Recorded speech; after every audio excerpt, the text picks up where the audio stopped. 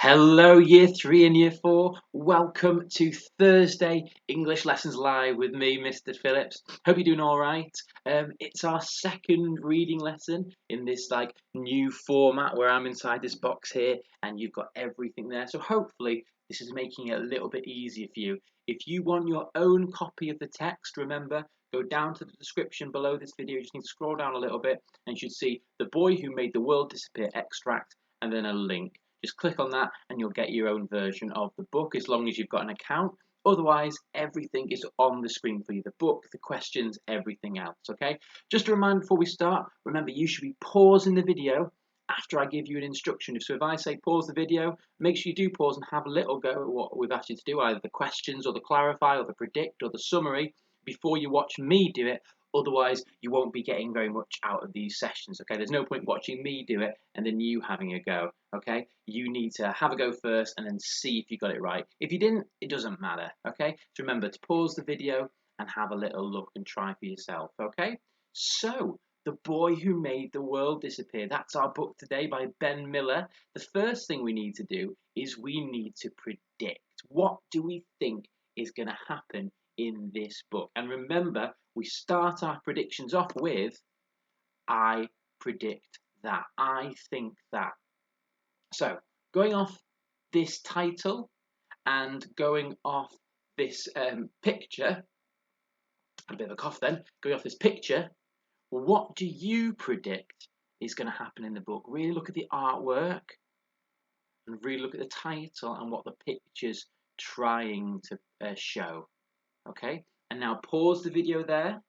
And what I want you to do is on your piece of paper write down, I predict that, and then have a little go. Remember, if you send it to me and your prediction is exactly the same as mine, I'll think, maybe they just copied my prediction. So make sure you write your own prediction down for what you think the book is about. And remember, don't put I predict that it's about a boy who makes the world disappear, because that's given to us in the title. You need to tell me what you think the whole story will be about, okay?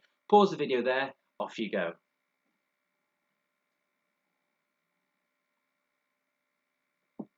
Okay, so now that you've predicted, I'll show you how I would predict so you could do it better next time. So looking at here, the boy who made the world disappear, obviously that's giving us some kind of clue that something major is going to go down, and it might be magic or it might be scientific, I'm not quite sure. But looking at the artwork, I've got this very much reminds me of a black hole in space, and this kind of decoration here does seem a little bit like stars, and it's like this boy is almost poking at the black hole. So maybe I predict that the boy does something possibly scientific that creates a black hole that makes the world disappear. That's what I predict. So I predict that. And you saw then how I used the title and the pictures to kind of give a brief overview. I predict that it is about a boy who makes a black hole which causes the world to disappear. Well, not disappeared, just disappear. Okay, that's what I predict. All right, now your prediction should be very, very different to mine, or at least on a different wording. So have a little think always when you see a cover book. Oh, I wonder what that's about. Okay, so now we've predicted, we've just got our heads in the thought process of maybe what is this book all about. So the next thing we should do is we should read it. So I'm going to swap over to the text here. Now, we are just reading the prologue. So what is a prologue? Well, a prologue, well, actually, I'm not going to tell you. I know for a fact that comes up in Clarify later. So we're not reading chapter 1, we're not reading chapter 2, we are reading the prologue. Okay, we can see there's the picture of kind of the hole and the stick maybe, but this time it looks a bit more like a lollipop, doesn't it, than a black hole and a stick. So, I don't know if my prediction will be right. So now I'm going to read to you the prologue of The Boy Who Made the World Disappear. Here we go. Stories are often about a good person who does a bad thing, and this is no exception. The hero of our story is Harrison, and I do mean hero, because before we begin, I want to make one thing clear. Harrison had a huge heart. He cared about the rainforest, regularly brought his mother breakfast in bed, and always shared his toys with his younger sister. Lana, despite the fact that she would often break them, lose them, or try to flush them down the loo. Harrison was kind to other children at school, even Hector Broom, who was a bit of a bully and once pushed Harrison over on purpose and then told their teacher, Mrs. Bulligan, that it was an accident. And Harrison was honest. If he broke a vase, for example, by accidentally knocking it off the shelf while pretending to be Bear Grylls, he would own up. He never stole from shops or cheated in Monopoly or snuck into the circus without paying. He tried every new food 3 times without complaint, always held a grown-up's hand when crossing the road, and sometimes even folded his clothes at night instead of just chucking them on the floor. Sometimes. So, I hear you ask, if Harrison was so good, what bad thing could he possibly have done?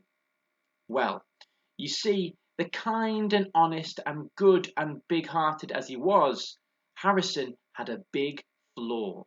He couldn't control his temper. Most of the time he was very well behaved, but once in a while something would really annoy him. And then, then he would kick off. Ugh! Harrison would groan in pure frustration. His head would lower like a bull about to charge. His cheeks would redden, his brow would furrow, his eyes would narrow, and he would clamp his jaws so tight it was a wonder he didn't snap a tooth. Code Red, his father would cry, using his parents' nickname for Harrison's rage. Don't say that, Harrison would yell. Yes, definitely a code red, his mother would agree, moving breakable objects to safety. Ah! Harrison would shout. I hate it when you say that.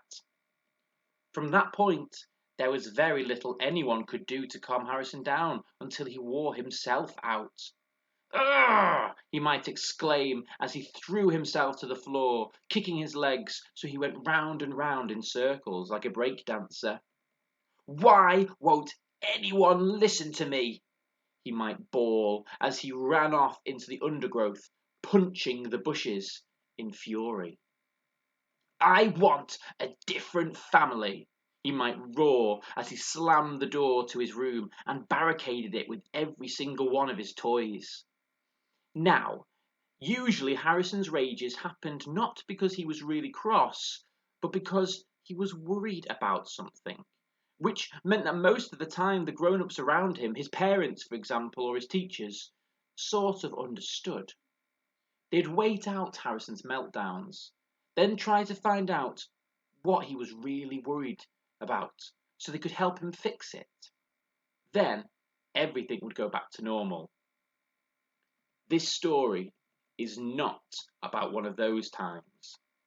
It begins at a birthday party, and well, I think I'd better just get started.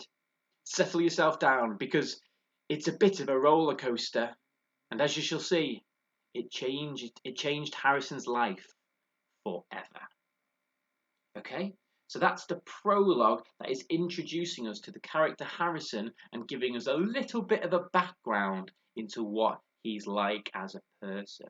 Okay, if there's anything you missed there, pause the video, rewind a little bit to when I started reading and have a little listen again. That might be really good advice to everyone, just so you've definitely got the story in your head. Okay, so we predicted, we've read the book, and now we're going to clarify. And we've got four pieces of difficult vocabulary today. We've got prologue, we've got floor, we've got furrow, and we've got barricaded. Okay? So, for each of these words, I'm going to read it, I'm going to tell you to pause, and I want you to write down what you think that word means. Again, doesn't matter if you get it wrong. If you send me your work and it's got every single one right exactly how I said it, then I'll know you've not had a little go beforehand. So make sure you have a little go beforehand. You can write the correct one afterwards, but make sure you've had a go at telling me what you think it means before we give you the proper answer. Okay, so prologue.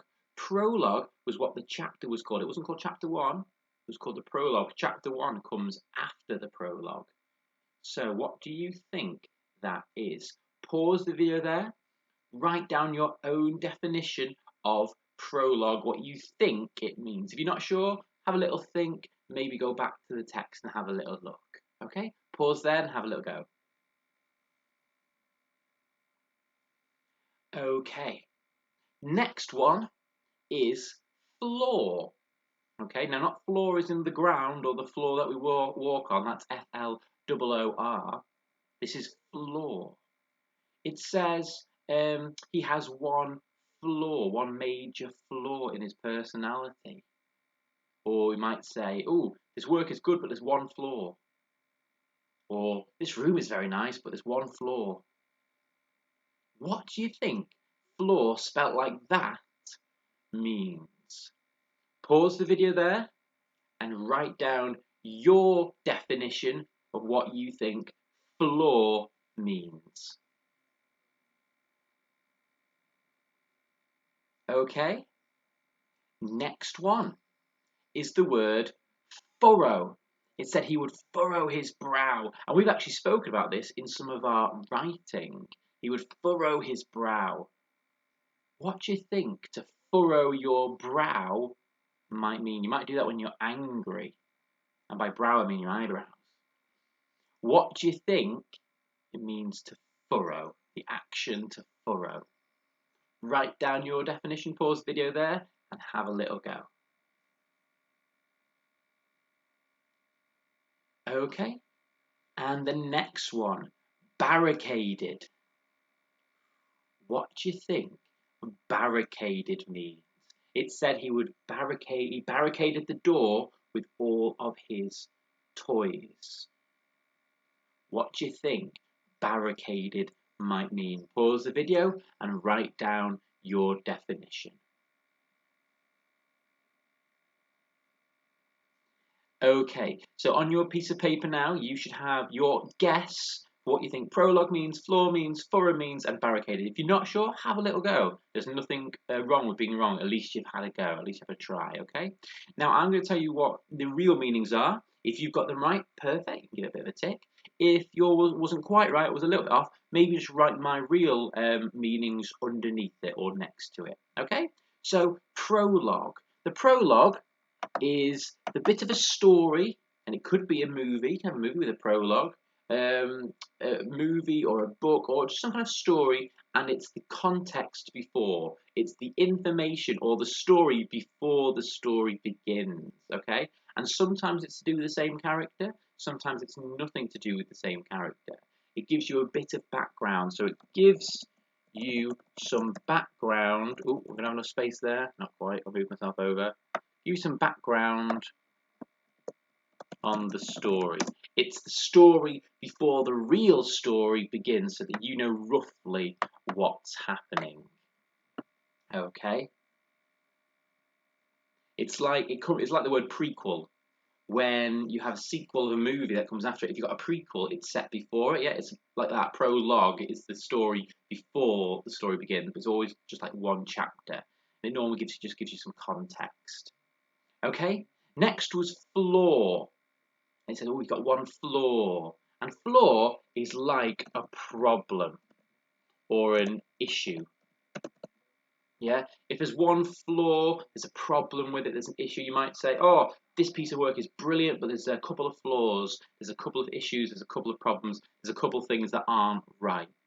Okay? That's what flaw means, spelt like that. You know, something that's not quite right.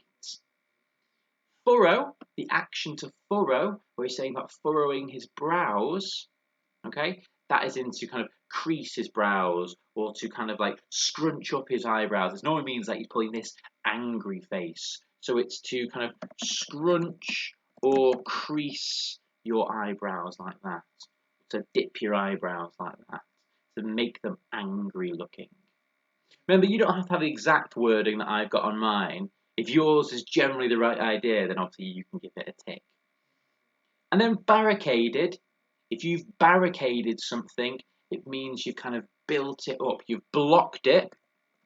You barricade the door, you're blocking the door, and you might secure it as well. So we might say, oh, there was a ghost outside the door, so they barricaded the door, they blocked it, and they secured it, and they made sure no one can go through.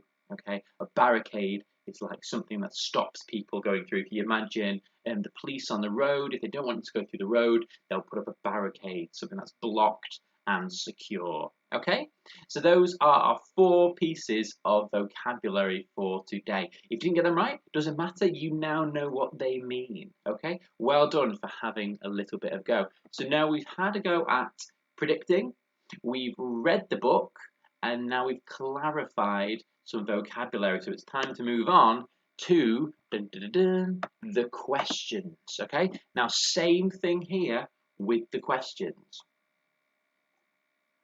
What I want you to do is have a go at the question first and then listen to my answer. Okay? And make sure you write your answer and then my answer next to it if it isn't the same. Okay? So it's all right to listen to what I would say, but you need to have a go as well. So once I've given you the question, told you to pause the video, go back to the text, see if you can find your answer, write it down, and then carry on with the video. Don't just wait for me to say the answer and then write that down, because then you're not getting anything from the session then. Okay? So here we go. Question number 1. Name one way in which Harrison was honest. Name one way in which Harrison was honest. Now, it says a lot of good things about Harrison in this text, but one thing it says, he was honest, and then it gives you some examples. So can you go back to the text and find me one of those examples where Harrison was honest? Okay, pause the video there, and off you go. Okay, you got that now? So you've written that down. Fabulous. Let's look at number 2. What nickname would his parents use that made Harrison's mood worse? What nickname would his parents use that made Harrison's mood worse? Right, so we're talking about the nickname now. So you might actually remember this one because it's quite a short retrieval question. You might remember this from the text and be able to pull it right back. I would suggest that you definitely go and check anyway, but some of you might remember what the nickname was. Pause the video there, go back to the text and write down what you think the nickname was. Okay. Well done, lovely. Number 3. Harrison's behaviour was caused because he was bad. True or false? And if you can, tell me why as well, using because. So true because or false because. Harrison's behaviour was caused because he was bad. Now remember, don't give me your opinion. Don't give me your opinion. Go to the text and find some evidence to either support true or false. Okay? Pause the video there. Off you go to go and try and find the answer.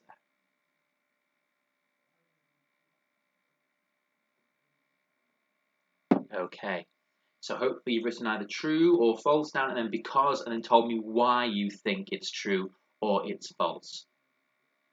And question number 4. What does the author mean when he says the story is a bit of a roller coaster? What does he mean by that? Okay, so right at the end, so I'm giving you where this quote is. He says, "Oh, we need to get started because it's a bit of a roller coaster." What does he mean when he says the story is a bit of a roller coaster? Pause the video, have a little think, and then write down for me what you think that means. Okay, so now you should have 4 answers. Okay, and this is where I'm going to give you what my answers would be. Now, if your answers were the same, you can give it a bit of a tick. If they weren't, then you just need to write my correct answers next to it, and that way you can see what the right answer should have been. And I'll show you how I will get the correct answer. So first way is name one way. Sorry, first question even is name one way in which Harrison was honest. Right. Well, go straight back to text, and I'm going to skim and scan for the word honest. Now I know it's near the beginning because at the beginning they list all the good things about Harrison. Right. So it says here. Oh. It says he's caring there. It says he's kind there. Aha! Harrison was honest. So there's the Harrison was honest bit. And it says name one way in which he was honest. So it says if he broke a vase by knocking it off, he would tell someone. Ooh, I've accidentally skipped the page there. There we go. Yeah. If he broke a vase, for example, by knocking it off the shelf while pretending to be Bear Grylls, he would own up. He never stole from shops or cheated in Monopoly or snuck into the circus without paying. I think those are all the examples of Harrison being honest. There's 4 there, isn't it? If he knocked over a vase, he would tell someone. He never stole from shops or cheated at Monopoly or snuck into the circus without paying. Those are 4 examples of how he's honest. But I only need 1. So I'm going to put the first one, I think. But any of those 4 would work. Name one way in which Harrison was honest. If he broke a vase, he would tell somebody. Ooh. There you go.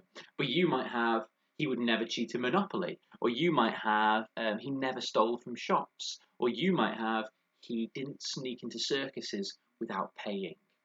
Okay? Those are some examples of how Harrison is honest. Okay, well done. Hopefully you got all that right. If you didn't, it's okay. Just write the correct answer next to it. Number 2.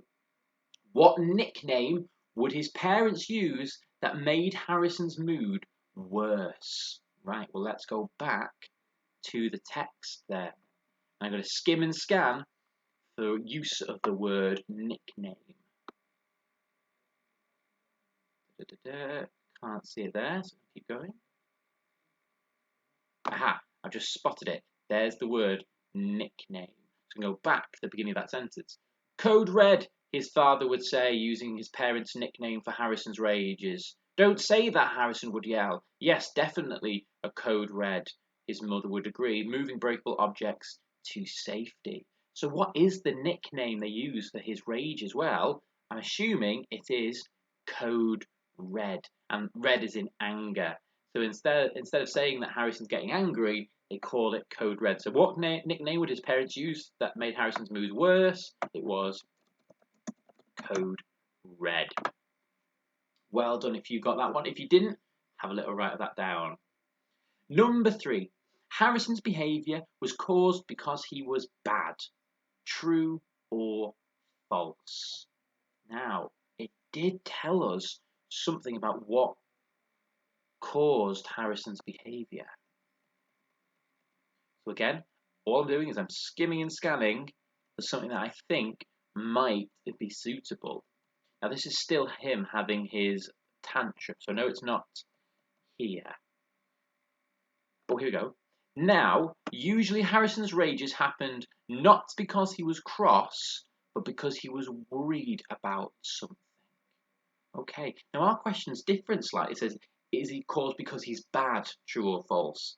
Now, if he's angry because he's worried about something, does that mean he's behaving badly on purpose? I don't think so. So I'm going to say it's not because he was bad. Harrison's behaviour was caused because he was bad. False. I don't think he is a bad boy. False. Because it was caused by him feeling. How was he feeling when he got really, really angry? He was feeling worried. Because I think we're all a little bit like that, aren't we? If we're feeling worried or if we're feeling a little bit nervous about something, we're not always kind of, nicely behaved, are we? We get a little bit worked up and a bit anxious. So I think that's the same with Harrison there. So false because it was caused by him feeling worried. Last question. It says, what does the author mean when he says the story is a bit of a roller coaster? So that happens at the end, doesn't it? Happens in this little bit here. I think I'd better just get started. Settle yourself down because it's a bit of a roller coaster. So when the author is describing the story as a roller coaster, what does the author mean by that? Well, what does a roller coaster do? It kind of goes up and down and moves around. So how might that relate to a story? Well, the story of the emotions of the story can go up and down, and it can leave you feeling a little bit dizzy, can't it? So by describing the story as a roller coaster, it means that it has lots of ups and downs, and it moves quite quickly, and it's quite exciting, but also maybe a little bit scary. All those things are why you can describe a story as a roller coaster. So I'm going to try and put quite a few of those in here. If you've only got one, that doesn't matter. It means the story has lots of ups and downs. And when we say a story has ups and downs, it means it has happy bits and sad bits. It means the story has lots of ups and downs, is very exciting, and maybe a little scary too. I think that is a good way of us saying why we think it was described as a roller coaster. Okay, so we have now predicted, we've read the story, we've clarified, and we've done some questions. The last thing, and again, this is something you're going to do by yourself, so I'm not going to help you with this. I look forward to seeing these when you send your work in. The summary is, can you write the top 3 good things and the top 3 bad things Harrison does in your opinion?